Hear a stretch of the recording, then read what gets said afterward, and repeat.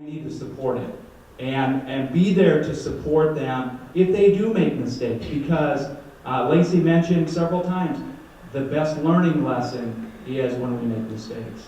So I definitely want to highlight that. The other thing is, one of the things that we've consistently heard from the youth that we've worked with is that, yeah, that's great that you have neat program components and it looks good on paper. The bottom line is relationship. If you're there when they need you to be there, they're going to value your services. So relationship is key. And the other thing is making sure that these youth have services in place after they're 19. That's one of the things that the PALS program has consistently provided, that youth has somebody, at least we know they're identified with one program. And the other thing is that if they choose at 19 that they're not interested in participating in PALS, that they can come back to us. So making sure that those youth have a way, an avenue to get back into services that are available. I don't want to make it sound like PALS is done, because we are still doing lots of work in Southeast service area with providing the subcontracting. We have a subcontracting relationship with all three providers. And in the Eastern service area, at this point, things really haven't changed much. It's kind of business as usual. As we move towards July, we're still going to be doing work, but it might look a little bit differently. So like I said, I don't want to spend a ton of time on that. And I'd rather spend more time talking about education and training project program. And these are the current contractors that we have listed here as of January 1st. So we'll go on to ETV. The Education and Training Voucher Program became available in each state in 2004, and we at Central Plains have had the contract with Nebraska Department of Health and Human Service since that time, and have administered it. It's an ongoing program. And it is specifically funding for post-secondary education and training for current and former wards. There's a lot of nice benefits to the ETV program. It's a very simple application process, and the youth are also able to choose the college they attend, the number of credit hours. They can take time off if needed. So we have a lot of flexibility, which is really important. We've talked about the transition time, whether they have some stability, they may be just living on their own for the first time, taking on employment as well. It may not be the right time for education, or maybe not a full load at that time. So we do have a lot of flexibility. The eligibility for ETV, the youth must have been state or tribal ward at age 17 or older.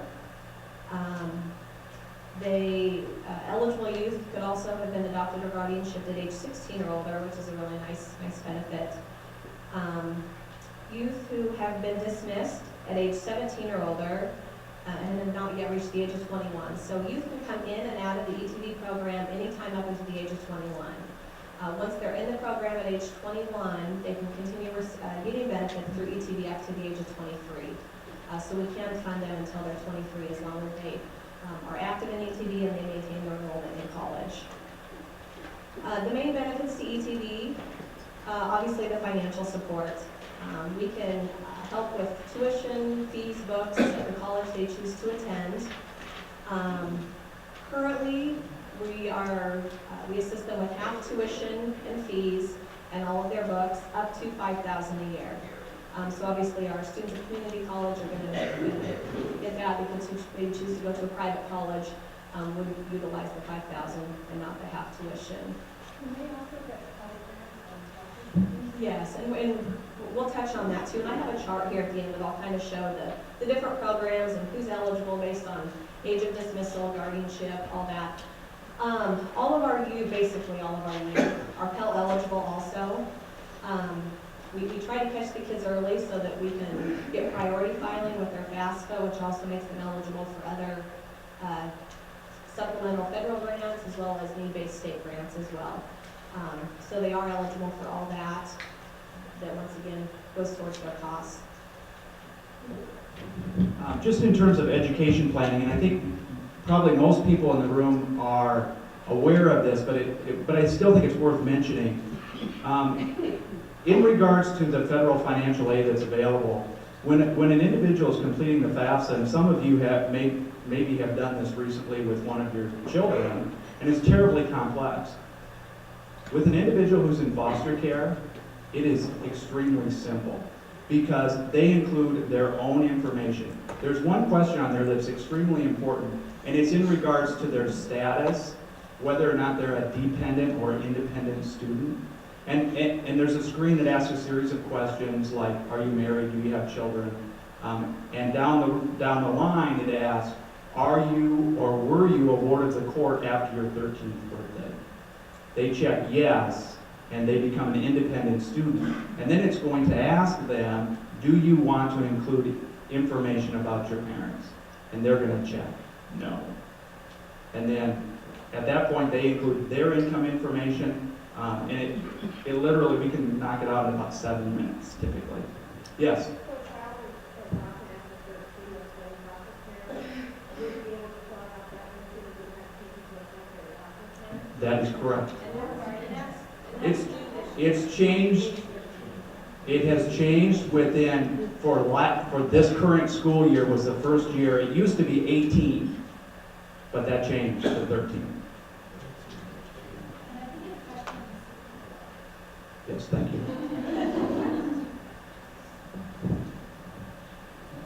So the financial piece of ETD is one piece, which I know a lot see as the biggest benefit. We really feel like the support that we can provide, there's 2 education specialists. I'm one of them, and we have another gal as well. We process all the payments, but we also provide a lot of support to the students. We feel like we haven't done them justice. In the ETD program, if we get them into school, we cannot provide them adequate support to stay in school. And that's problem solving, any situation, navigating the college system. Many of them are first generation college students, have no experience with financial aid, class registration, making sure they're hooked up with an advisor so they have a designated educational track. Another great benefit of the colleges are the student support services, the TRIO programs, which are federal TRIO programs. Any state board is eligible for that program as well. They provide a lot of support. So we feel like if we're not there, able to answer their questions, assist them when things aren't going as they'd like them to, we feel like we haven't done our job. So we feel like the support is really the critical piece to keep them in college and doing well. Obviously, getting that degree is the key to their success. The requirements, we don't ask a lot of our students, we do ask them to maintain regular contact with us, and we do the same as well, touching base with them regularly.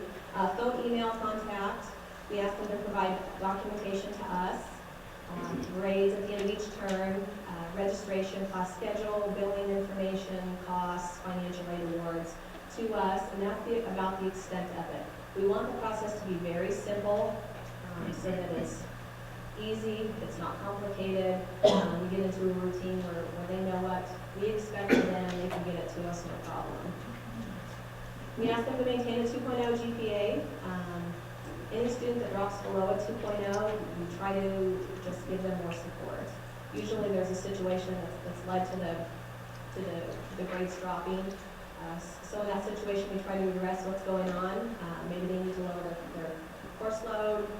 Maybe they've just moved, taken on full-time employment. Whatever the situation is, we try to address that and stick with them and ask them to bring their grades up. I want to talk a little bit about the success of the ETD program. I'm not moving my slides here. Since 2004, we've had 850 students involved in the ETD program. And like I said, this is statewide. We do administer the contract statewide. We've had 80 students graduate, which we're really proud of. Our retention rate is above 50%, which I believe is higher than the national average for even traditional students. This population has a lot of extra obstacles. We have 240 students currently enrolled. Most of those are in-state. A few of them do go out of state to college. 153 are in 2-year programs, 65 in 4-year, and 22 in specialized or 18-month programs. And in the information that you have, there is some policy information in there as far as the federal policy, and then also some information from the Resource Center on ETD, and also an application for the program, and that can be copied and distributed as you need to. It's one of the nice scholarship programs that if they reach the eligibility, they're in. It's not a decision. If they qualify. Their only eligibility, right, is the state board at age 17 or older, or adopted or guardianship at age 16 or older. There's no income guidelines. There is a budget piece in the application, and that's kind of just a conversation piece for us to work with them on that budgeting piece. But there is no other eligibility requirement except the age of being a board. Good question. Do they have to have a high school or GED? Yes, they do have to have a high school diploma or a GED. Yes. Any assistance at all? You did not get that piece yet? Not that I'm aware of, and we also have contact from some high school students who, obviously a lot of high school students are getting college credit while they're in high school, who contact us for funding through ETV, and we cannot serve those students either if they're still in high school. Basically, they have to be eligible for federal student aid to qualify. And on the FAFSA, they have to check if they are planning to graduate or expecting to graduate or working on their GED before they start college.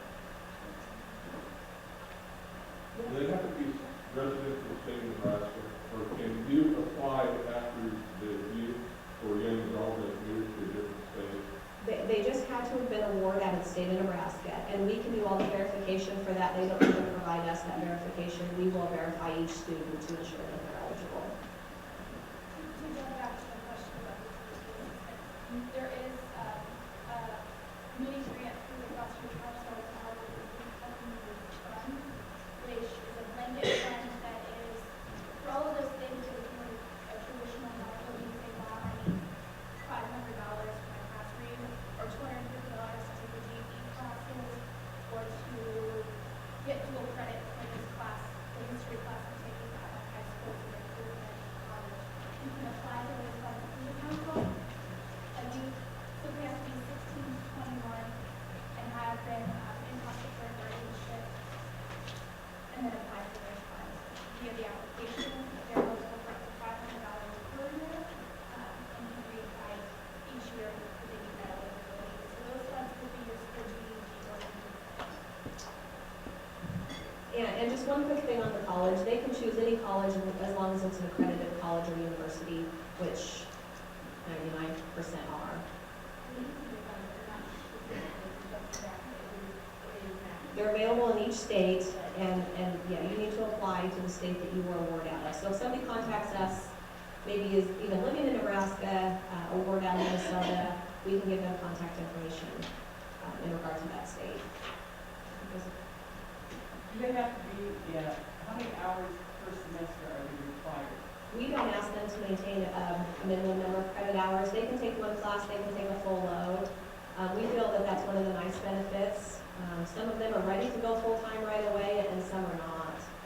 And then in regards to children that are getting their status adjusted, what is the requirement there? I don't think we can hear the question very well. A student that is enrolled or been in the system that is currently undocumented but attempting to get their status adjusted, what is their, is there any eligibility for that? Because I'm gonna not go there. We'll leave it that if they're a state board out of Nebraska, that's our eligibility requirement. Okay, that's what I want to So, know. well, I guess we'll leave it at that. Anything else on ETG?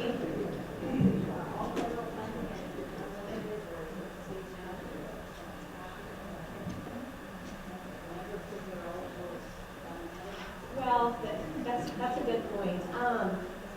We've chosen here in Nebraska to not limit the number of students who come into our program. So we once had to make a change in the funding and the amount that we can pay per student. And probably this summer looking at another change. There are some states surrounding us that limits the number of students in their ETV program, say 250. We just feel like if they're ready to go to college, then they need to go right away, or we're going to lose them. funding, and it's based on the number of children in out-of-home care. Yes, and there is a ceiling.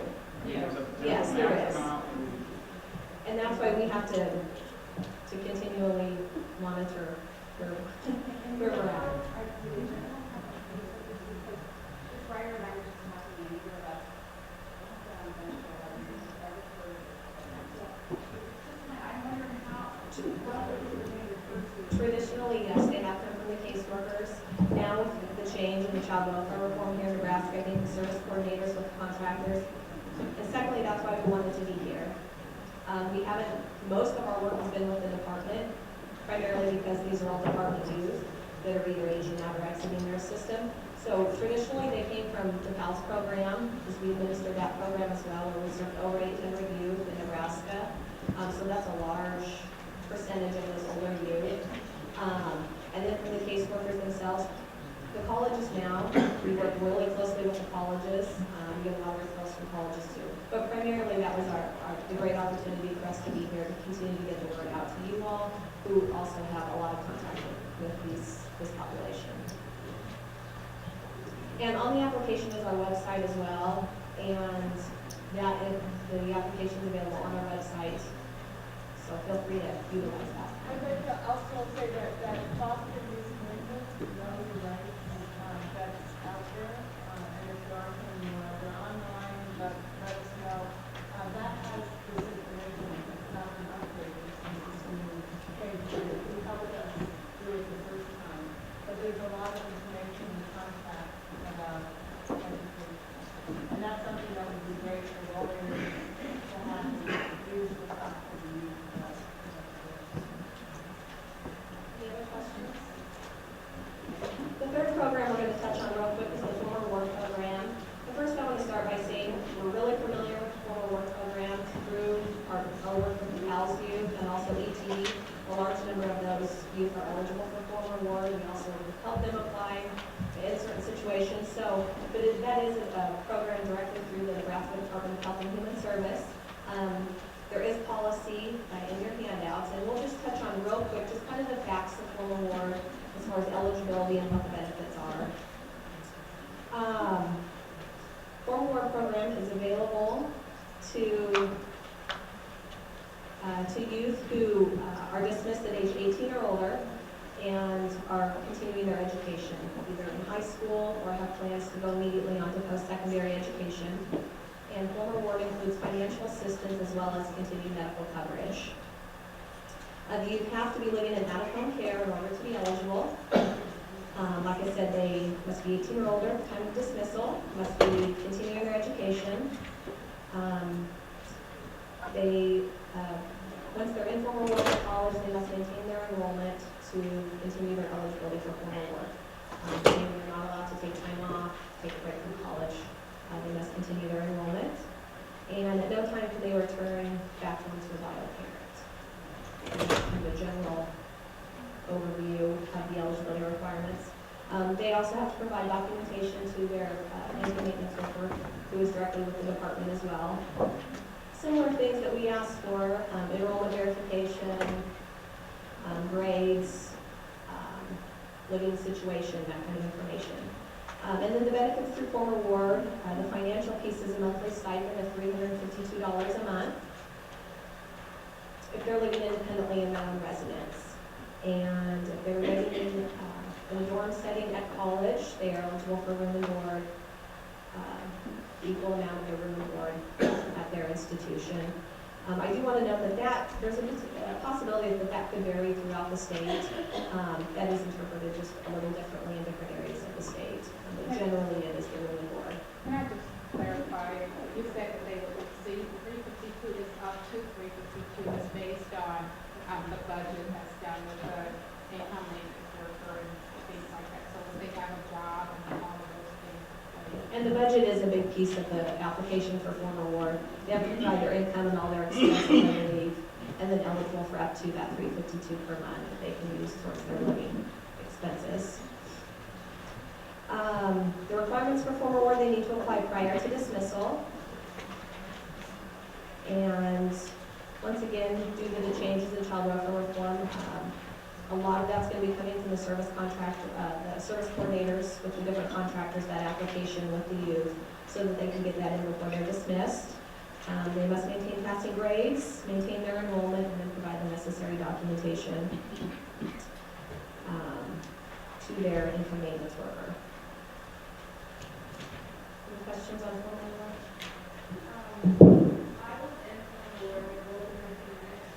There was Twitter that I didn't do a lot of the documentation for my mom and dad died at Twitter, and like my grade slips, and they took me out of the program, and I was going through the control because how is that right? Like, you would give the mom and dad like Shirley, did you hear that question? I did. Okay, let me give her the microphone.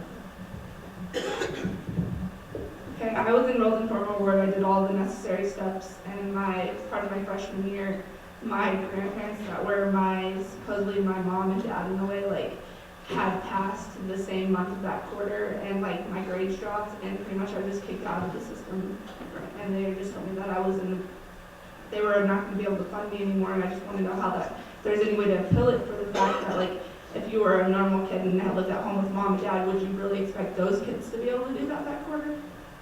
There is a field process. You said there is an appeals process? Yeah, Okay. yeah, but once you're gone, that's the program, you can't I think she's but you can appeal. Once you're, that there is an appeal process that you can utilize. what's your time? Oh, I don't know what the time is. I think I'll immediately, like Shirley said, because once you're out of school a term, then you're ineligible for formal work. So I would say as quickly as possible. Yeah, and I'm one, and She's in her program. I'm happy with that.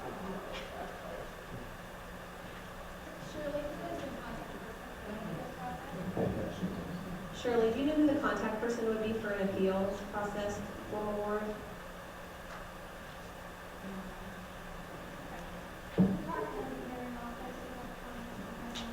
The hearing office? Okay.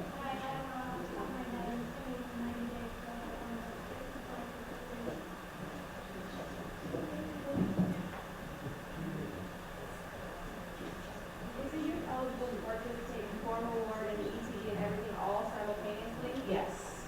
And a large percentage of our ETD youth are involved in both, which is a really nice benefit. Medical also is really important for this population. The key to that is that they had to be in out-of-home care and dismissed at age 18 or older, and they would be eligible for both programs. And that's the final thing we want to touch on. And there is a chart in your handouts that, oh, I'm sorry. Where does the money come from? Those are state funds for the formal ward program. So then if the service coordinator and the service agency mentioned that, then money comes from the state. Is what I'm sorry, I couldn't hear you. If it's the service agencies that are going to administer that, are they administering it? No. It's This same goes in the to department.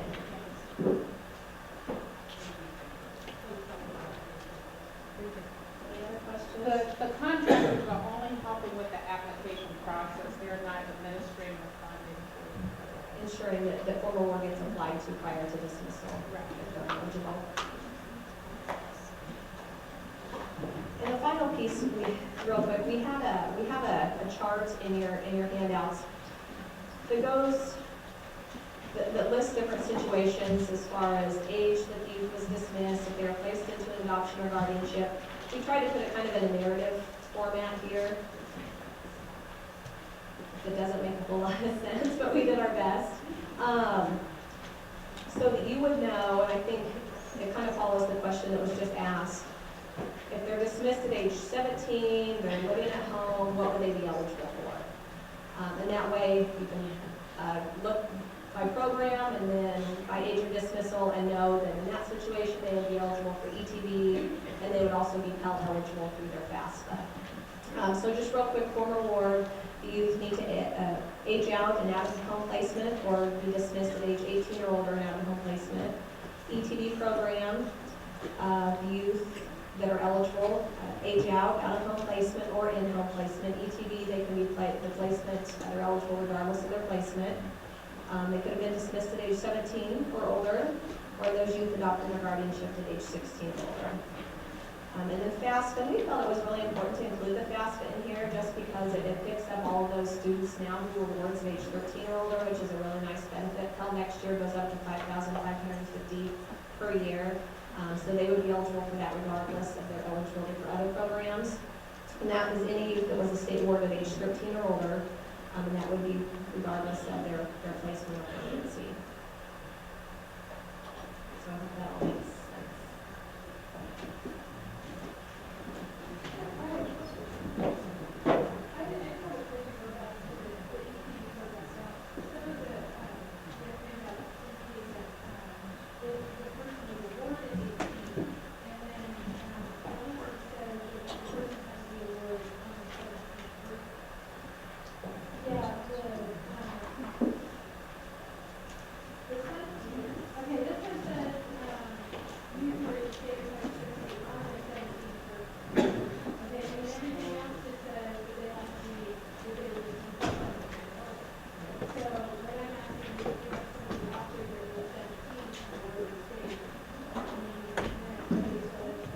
Yes, because their dismissal would have taken place after their 17th birthday, even if they came in after 17, yes.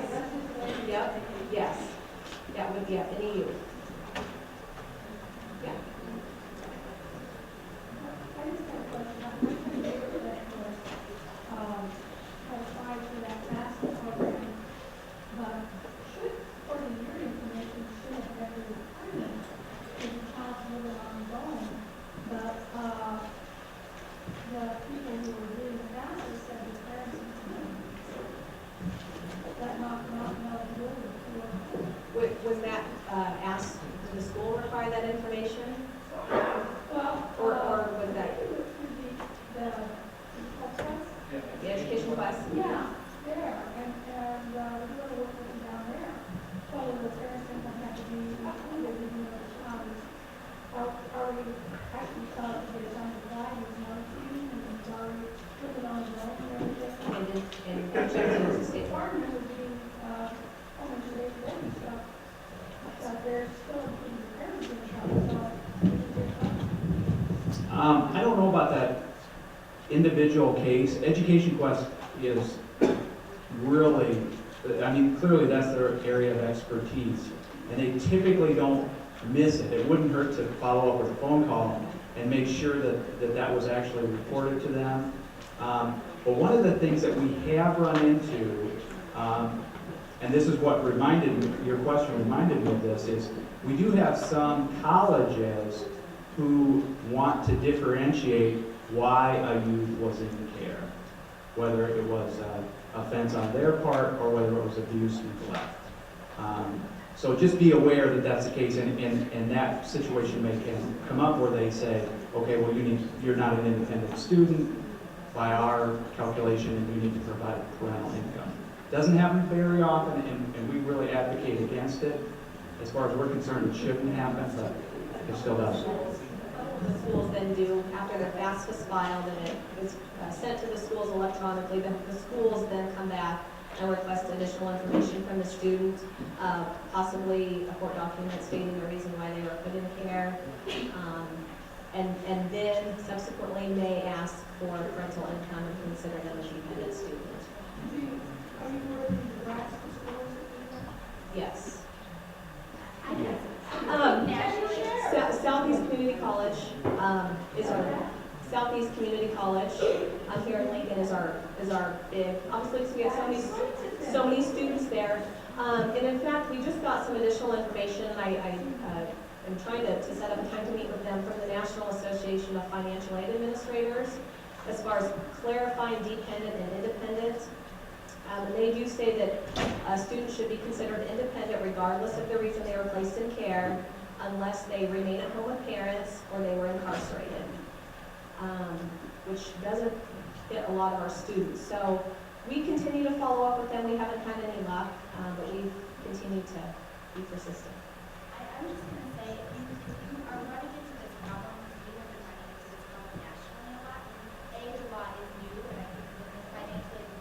might not be aware of the change, and once given the information, they might change their mind, but, I have a resource that's available on the National Financial Administrator's page, which is basically a booklet that sort of lays out the process and is a how-to guide. And it also includes a sample form for youth to be able to demonstrate that they were a ward of the court at the age of 13. So that's a good thing to bring to those administrators who are trying to say that they aren't qualified. And let me just say one more thing really quick on that, on her point. It doesn't, generally the college is going to accept a letter from a guardian ad litem. So if the youth says, you know, the college asked me for verification that I was a state ward, you say, okay, let me draft a letter, send it to the financial aid office at the college, and that's sufficient. I write 2 or 3 of these a week, and for the most part the colleges will accept them. But we also provide documentation. The department can do that as well. Any other questions? Thank you. I would like you all to join me in thanking the